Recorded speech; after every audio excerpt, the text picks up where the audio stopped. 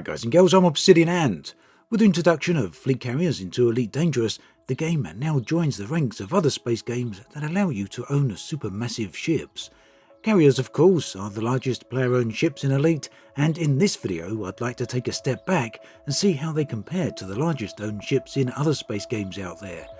Naturally, we have to keep in mind that there are some distinct differences between the games themselves, but nonetheless I feel that this is well worth taking a look at.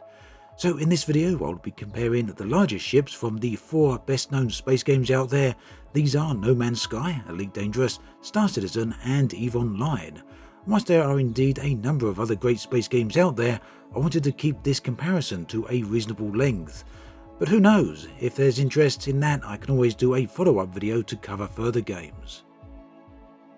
Freighters are gigantic ships that players can own in No Man's Sky. These vessels are extremely comprehensive, offering players a lot of functions.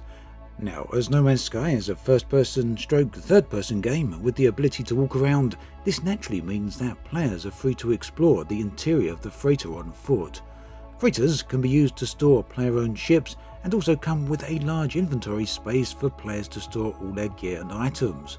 Whilst it's not possible to directly take control of the freighters, commands can be issued to them to allow them to jump from star system to star system. They do require fuel in order to do this, but this is relatively easily obtainable and can be created in a short amount of time. Freighters are also fully customizable on the interior, allowing players to use the game's base building tools in order to create rooms. This functionality is pretty expansive and enables for the creation of multi-floored interiors. Building isn't the only way to improve your freighter, however, as they can also have, among other things, improvements made to storage capacity as well as jump range. Combat, meanwhile, isn't really much of a thing when it comes to freighters.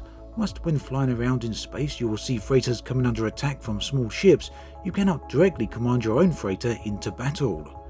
So with so many options available, players might be forgiven for thinking freighters are going to be expensive.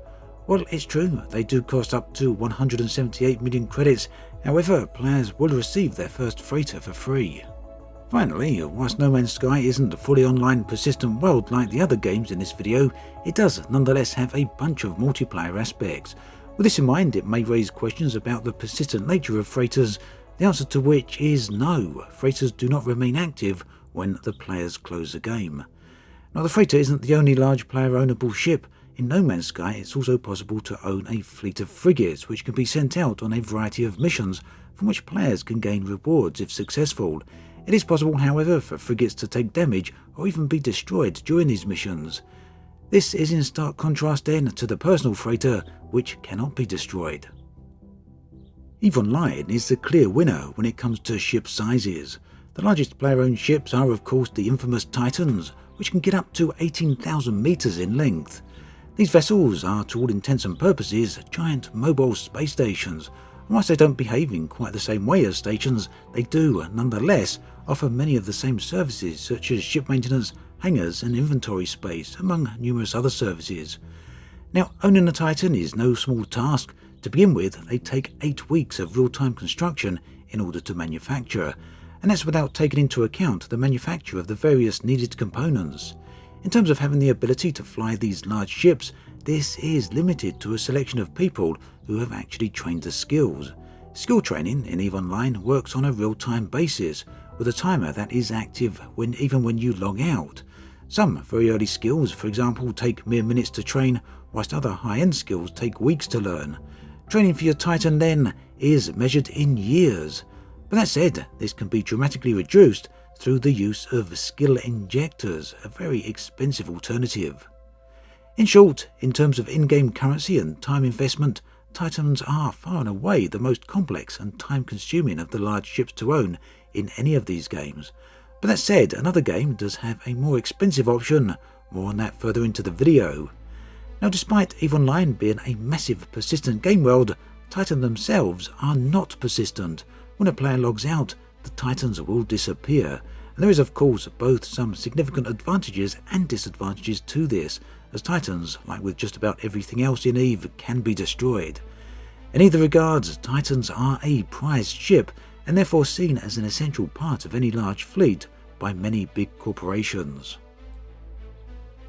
Now this is perhaps without a doubt a bit of a controversial game to have on this list, and some people may prefer it to not actually be here. However, the fact remains that Star Citizen is in active development and it continues to place itself as aiming to be one of, if not the best, space game out there. Time will tell. Now, to be fair, it does have a very comprehensive list of ships, and I'd even go as far as saying that they are the best designed spaceships of any game out there. The real problem here is that the game clearly has a long way to go to final release. Now, while Star Citizen doesn't currently have a capital style ship in the game, it does have designs for them in the form of the Bengal carrier, which CIG have stated right from the start would eventually be ownable by the players.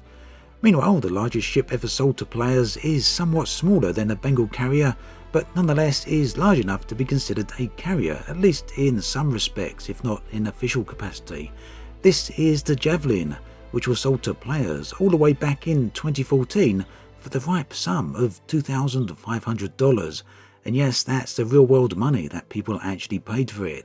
CIG put a limit on how many of these they were willing to sell, yet by their own account, 200 of these ships were sold despite the very high asking price. 6 years later, they are still not in the game and have no sign of being on any roadmap, but I guess they will turn up someday, maybe.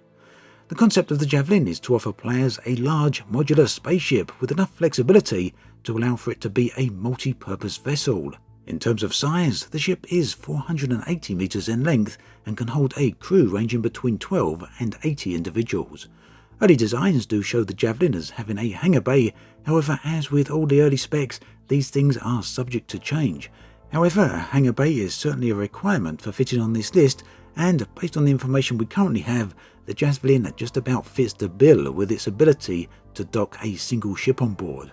Perhaps a far more fair comparison then would be the Bengal class carrier, which is around twice the length of the Javelin, measuring in at nearly 1,000 meters. The Bengal carrier will have the ability to house a multitude of ships. However, as yet it hasn't been sold to players. We don't know if it will be, despite the fact that CIG have said it should be, so for now at least I want to keep it off the list. As with EVE Online, the idea of these large ships in Star Citizen will be to provide both a combat role as well as a fleet support role. Another nice touch is that all the ships in Star Citizen can be directly piloted by the player. Whilst this will certainly apply to the Javelin, it's not entirely clear to what extent this will apply to the Bengal carrier, however.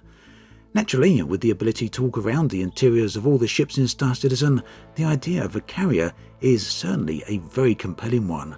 Time will tell if and when these vessels make it into the game, but in terms of concept at least, these have the potential to be great ships. The fleet carrier is still going through the beta phases in Elite Dangerous, and so is in the final stages of development. This then makes it the second ship on this list that isn't yet officially in the live game. However, we do know that it will be arriving in the final form around June of this year. The fleet carrier will be the largest player-owned ship by far. Whilst there's no official stats on the size of the vessel, beta has shown it to be around 3 kilometers in length. It does have hangar bays with the ability to dock 16 ships per instance, and unlike the other games on this list, Elite's fleet carriers are persistent. This means that from the moment they are purchased, they will remain active in the game regardless of whether the player is online or offline. This then will allow other players to dock at them and make use of their services. Carriers do have a variety of services, some of which are core services and others are optional and can be added after purchasing the ship. Whilst fleet carriers cannot be manually piloted, they can still move around from star system to star system through the use of hyperspace jumps. These jumps do require fuel, which can become very expensive for multiple jumps. The fuel, however, can be mined, although this may be time consuming. Fleet carriers cannot engage in direct combat in the sense of sending them into conflict zones. They do, however, have defensive capabilities. Fleet carriers cannot be destroyed.